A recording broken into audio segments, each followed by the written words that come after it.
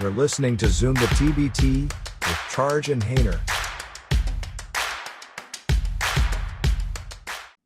Hey guys, it's Charge and Hayner at Zoom the TBT, and tonight we got a treat for you. We got Fraser Davidson of Cub Studios, logo and brand identity czar for the TBT. Fraser, what's going on today? I'm good. Thanks very much. Thanks for having me on. Well, thanks for coming on, Fraser. Coming from across the pond, so it's always a fun thing to have somebody from the UK. So, Fraser, how did you get into designing for TBT? Like, how did this become something that was in your plate? To sort of go back, I'll give you a very kind of like a quick run in a rolling start. I did a design degree, and although I kind of ended up working in animation, I'd always kind of, always been a sports fan, played sports, and been into, American sports, football. And so I've kind of hung around designing logos here and there alongside what was at the time my full-time job. And then when I went freelance in about 2010, I started kind of doing a bit more of it. I worked with, I've got a friend, Joe Bozak, who, if people aren't familiar with the name, you'd certainly be familiar with his work. So he does a lot of the NCAA stuff, designed the Final Four logo, all of that kind of, branding multiple, teams, including Colorado Avalanches, and lots of kind of big schools, Mississippi State, and more. And I ended up myself kind of working with Nike, doing branding for teams like Oregon State, University of Connecticut, Cal, and more, Georgia. So I ended up sort of having this split job where I worked both in animation and then kind of sports. The company that the animation company that I now run with my friend Ben, Cub Studios. Cub Studios has a sort of is sort of a sports bent towards the kind of work we do. We do a lot of work with the NFL, Canadian Olympic Committee, UEFA, people like that. So we kind of doing work a lot in sports in that regard. And so I guess kind of my work just sort of sits out there and occasionally grabs the attention of the right people, and I assume that's how I kind of ended up working in the TBT stuff. Yeah, that makes sense. I mean, when you're sort of a fellow traveler, so to speak, it ends up coming something you get into. So you mentioned your studio, Cub Studios. What do you guys specialize in? I assume there's a lot of sports identities or other things you cover. I saw there was a VAR animation on your page. Yeah. Well, again, to give you a kind of long story short, I made a piece in 2011. So in the UK, there's not a kind of big culture of sports broadcasts from the US, but they show things like the Super Bowl. They kind of have a bit of a hard time in that, although people kind of get into it in the same way that you be into the Olympics, Sure. They kind of, the rules are somewhat prohibitive to, quite esoteric, quite complex, and there's a lot of stop and start. And there just aren't any, they're sort of difficult to explain. So we made a piece back then called A Guide to American Football, which is essentially kind of a love letter to the game and sort of tongue in cheek and a bit silly, but with the aim to try and in 2 minutes express what, a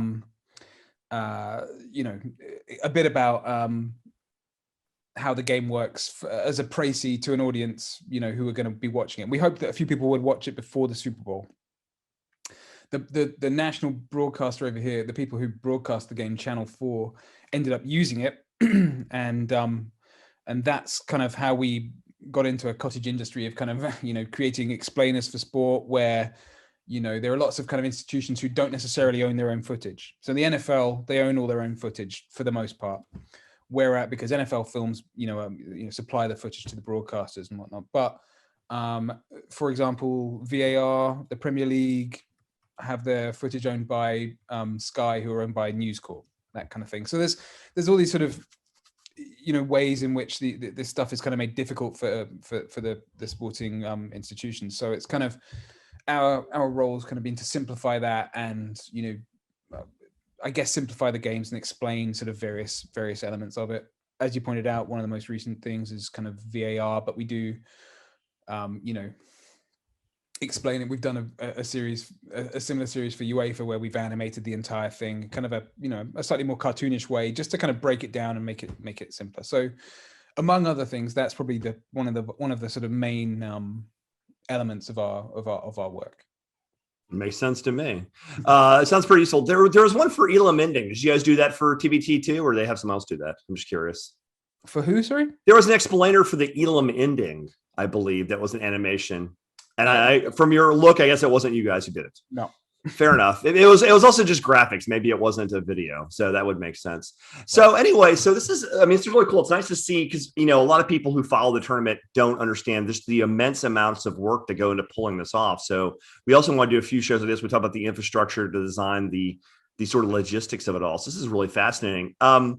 So you were saying, like, what point in the process of a team's identity do you and Cub Studios come involved? Like, at what point in the game do you guys become involved? It's difficult for me to say exactly, because I'm relatively peripheral, I guess, in the way this works. But there's obviously at some point that it becomes, so Jonathan kind of Muga, who contacted me initially, at some point it becomes whether a team qualifies through one of their kind of regional tournaments, or I think there are a number of ways you can do it, by being kind of a return team, or there are sort of social media ways of qualifying. So at a certain point, it becomes clear that a team's going to make it. At what point, I think he sends them I think for the most part, they all have team names and perhaps some kind of semblance of an identity that may or may not, to varying degrees, have a professional look to it. Some of them don't at all, and they're kind of confections of a number of players from alumni at universities and whatnot. But he'll kind of send them a questionnaire, and sort of that essentially asks them, like, what's your team name, what are the references they're in, what team colors would you like, and I think that's kind of essentially it. And if they have any kind of references that any reference images for what they want, or particular things, and there's often state outlines, particular colors of a university, a particular mascot that they can't use they have to kind of reconfigure. They're the sort of stock and standard elements, and some teams are completely made up from scratch, and then at that point I'm kind of just given this sort of very short brief, and asked to kind of come up with something on that basis. And for the most part, they kind of mostly go through first time. Occasionally there's some tweaks, but that's essentially it. Yeah, I can see that. I see that. We have the sheet in front of us talking while we have some of these great logos you designed. They're really, really impressive. One of the great things that about this tournament is the breadth and the sort of interesting differences in the logos, which obviously you've had a major role in.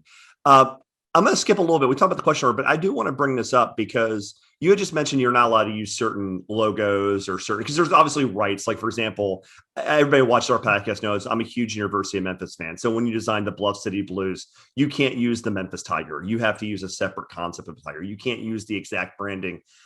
What other pitfalls does the designer have to be aware of? As we discussed prior to taping, a great team that never makes any mistakes, the Golden Eagles, who won last year's TBT, that are defending champs, made the fairly major faux pas of changing their logo to something that caught them a lot of heat, both for the man's views and also how easy WWE used when they went with Ultimate Warriors for like a day.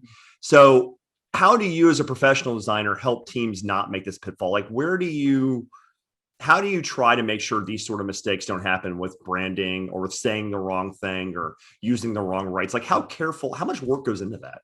What's the process? It's difficult to say. By the time anything kind of, generally speaking, within the industry, by the time anything kind of gets to you like that, in as the designer, you would expect all of the things like trademarks certainly in the copy. So Ultimate Warrior would likely be trademarked by the world. His estate, yeah. Well, and also, he changed his name legally, so that he could use it outside of Titan Sports, World Wrestling Entertainment, and so there's all the fact that it kind of that they did that would say to me that there was something kind of fairly amateurish happening within the organization. It seems a bit of a strange thing to do.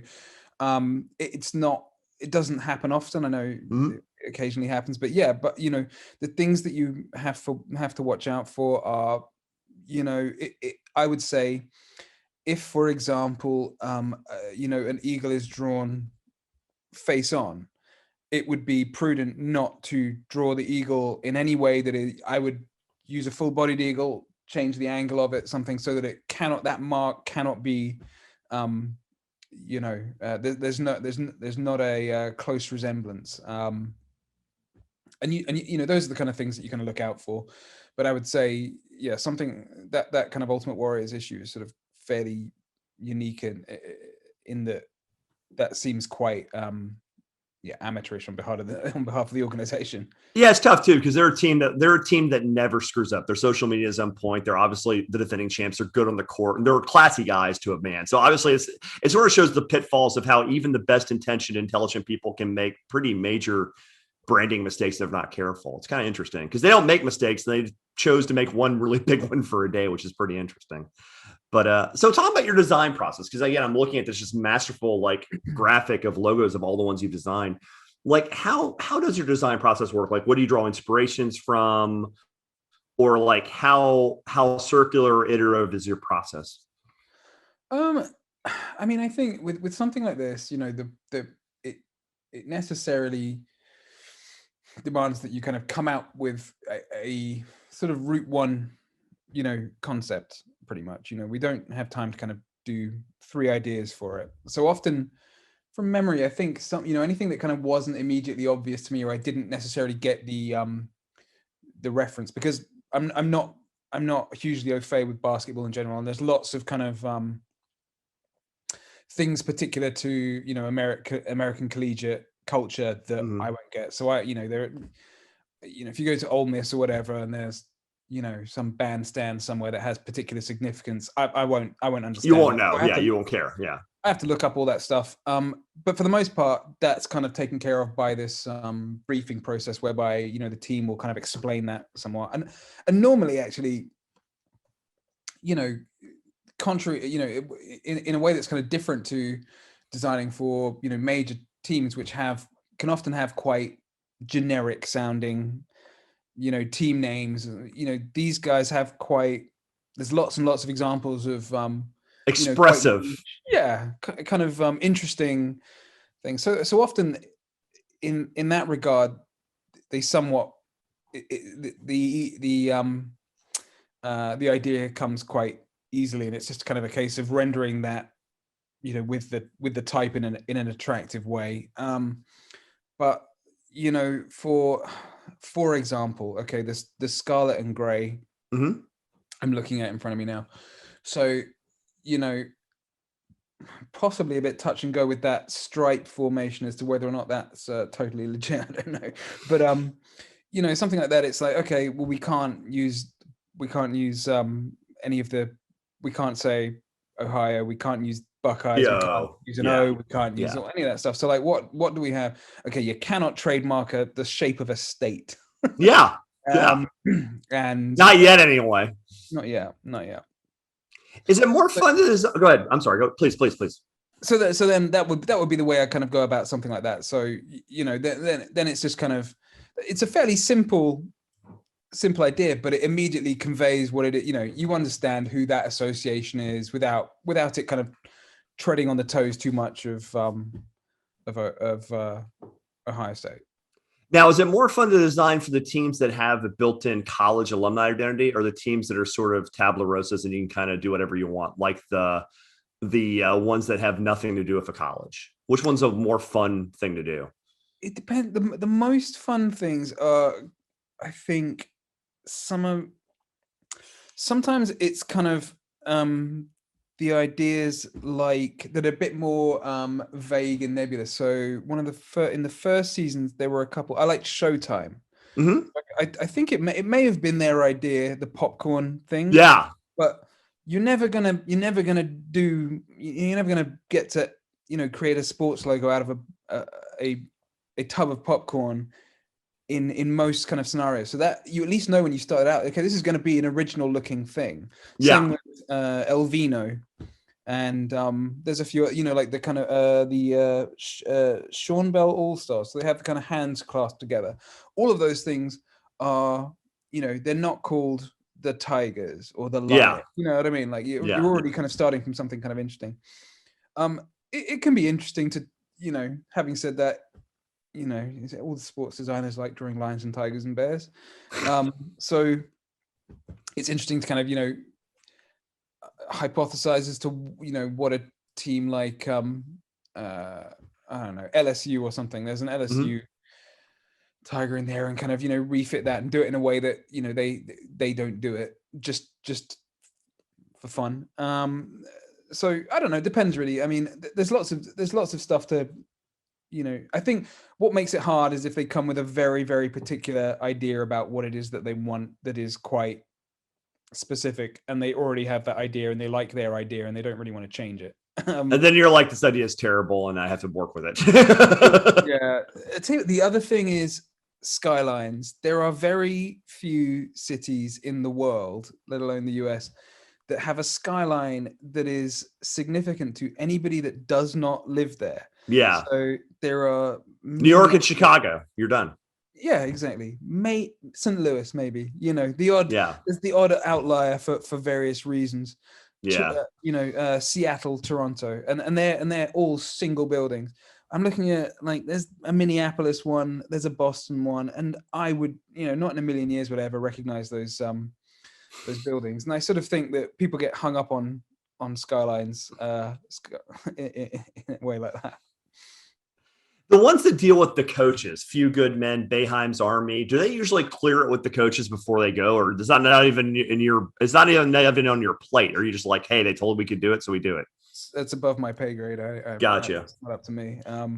Yeah. I don't know how easy, possibly easier to beg forgiveness and ask permission in those regards, but that's like I say. I guess it's the thing about living a public life is you don't have much of a say if someone uses your name for something because you are a public figure, kind of.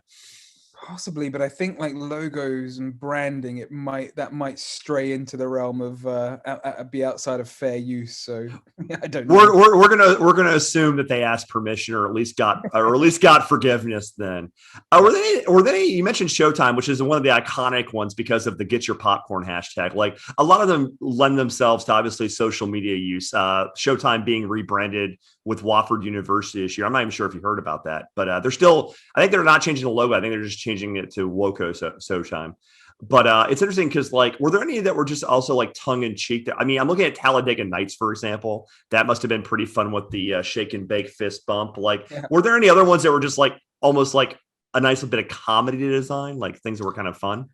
Let me think. I'm sure there were. It's sort of, again, those I wouldn't go out of my way to do that myself. I think I'd normally kind of wait for the team to. I like is it the pistol shrimps? Yes, we should discuss the pistol shrimps. Yes. I mean, I know as much about them as the name. One-time participant. They lost by approximately 1 million points. Right. Right. Okay. That's awesome. I guess there's the Chicago Bean one I quite like. That was kind of fun. Shy United. I mean, I think that there's a few kind of fun ones in there that are a bit silly. Well, there's but such a breadth of logos, like so many. I mean, you designed like it looks like well over a couple hundred. It looks like here, and there's yeah, such a breadth of quality of them. It's really interesting. there's a load. I quite like things like Southern Hospitality. I think actually my friend Mike did that for me. I think I kind of I had Farm some that one out. yeah. Well, Yeah, he came and visited me, so he did a few of these kind of southern ones. So he did the Dirty South one as well, the grill yeah. with the sausage. I like that. You know, those kind of things. It has all the kind of it has the sort of what do you call it, like the sort of semblance of a logo, but using funny art, funny elements. I think I quite like those ones. Like I guess it must be fun designing for things that don't have this long tradition. Like you live in the UK. Your soccer team is? Do you have a soccer team? Not especially, but I used to live next to the Arsenal stadium. Yeah. So Arsenal, the Gunners have a logo and a branding that's been around since well before both of us were alive. Like Yeah. that's how long this has all lasted. Whereas designing something almost from scratch must be very liberating. Yeah, I think so. I mean, you it means something to somebody though, doesn't it? Like there's kind of well, in a lot of cases, there's kind of the thing like Southern Hospitality, the kind of the jar of lemonade or whatever, or iced tea, those kind of things. They've imbued it with meaning. It has meaning to Sure. them, and I think that's probably possibly kind of most interesting, where it's something that the idea behind it is sentimental or has a sort of historicity to it, but you're just trying to make it look like it's an old logo or something. That makes a lot of sense. Now, were there any design? What was like maybe your biggest challenge you faced? Was it a design that was just like you got a team name and you got what was one that was like a challenge that you were happy with how it turned out, but it was a real kind of grind to get out? Like, was there one that you remember being really difficult to do? I mean, let me think. There's one City 7 grain. Yeah, I'm looking at Doing the bottom. Yeah, bottom top. Yeah, yeah, it's a bit of a pig of a logo. That, like, I would say, I think there was something very specific that the team wanted. It's an old gnarled backboard. It has quite specific styling in the type, and then quite a sort of esoteric idea for the netting. Things like that are harder because it's just hard to convey all of that in a single mark. yeah. So those kinds of things are trickier. That makes sense. Now, was there a design that you were happy with that just came together like naturally? Like you read the thing immediately, like it came to your head fully sprung, like it was done immediately in your head. I mean, I think for the most part, most of them come together in a way a bit like that. The things that I'm kind of pleased with, I quite like United. United, okay. You have the U with a sword that kind of fits into it. I quite like those ones where you can kind of, the name somehow fits with the icon, fits with Yeah. the, it's one piece, kind of comes together and all fits together like a nice little jigsaw. There's a couple of others like that. Gale Nation's that way, where you put the sword right through the basketball. That's right. Yeah. Cannibalized the idea slightly in a few cases, but yeah, that's right. Gale Force, is it? Gale Nation. Gale Force is just a typical badge, I think. The Okay. Gale Force is the sword through the basketball in That's the right. Iona colors. Yeah. Yeah. No, and it's interesting looking at this too, because like, and then this is, I guess, one other comment is like, how do you decide the verticality or the horizontality of them? Like, because one thing is interesting, because some of the logos, like when we're doing our shows, when we do our graphics for our bracketologies, where it's like, oh, I have to stick D2 here, and it's like this tall and this wide, and some of them are this wide and this tall. Like, is that factor into like how it'll look as a chest crest, or how it'll look on a shoulder, or how it'll look on a pants, like a shorts logo? Or am I thinking way too much about that? Yeah, I've never considered that one. So horizontal, verticality, all the same to you? Well, I mean, they're all different. I mean, so I think sometimes so there's a kind of there's somebody else who does the kind of uniform design. Yeah. And there's sort of enough. I tend to use like 7 or 8 fonts unless there's something particularly Sure. specific, so that he can then take that and if they want the name on the chest or whatever, then he's got all the kind of kit parts to build all that stuff independent of the logo, and Yeah. the logo is just there to, I try Branding. I try to keep them roughly so they're, they would fit next to each other. There's none that are too long or too tall that without, having to squash it. But for the most part, I sort of leave that to somebody else. Yeah. So do you coordinate with the design team for the uniforms at all, or you just give them the identity and go good luck? Yeah, pretty much that. He's downstream of me, so yeah, I do. He can deal with what he gets, and that's his problem. That's exactly right. Well, this has been really enlightening. I really appreciate your time. Fraser, anything else that like fans of the tournament need to know about the branding process that you think they would find interesting before we sign off? I mean, not specifically. I mean, it's a really interesting kind of idea to, you're giving people real kind of.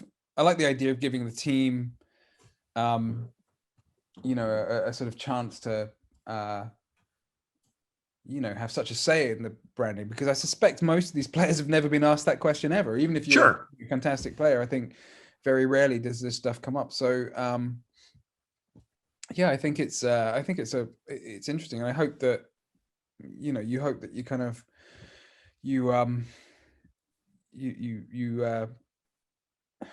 do them proud is the wrong word, but like give it the kind of give it the time it deserves, so that they're kind of happy with it. Yeah, it's extremely, it's a really fun project to get to do every year or so. But yeah. Yeah. On that note, fun project to do every year. We're here with Fraser Davidson of Cub Studios discussing logo design. Fraser, thank you for your time today. Thanks very much. This has been Charge and Hayner present Zoom the TBT, signing off. Hope you enjoyed listening to Zoom the TBT with Charge and Hayner. Subscribe to YouTube, follow on Twitter, and give us your money.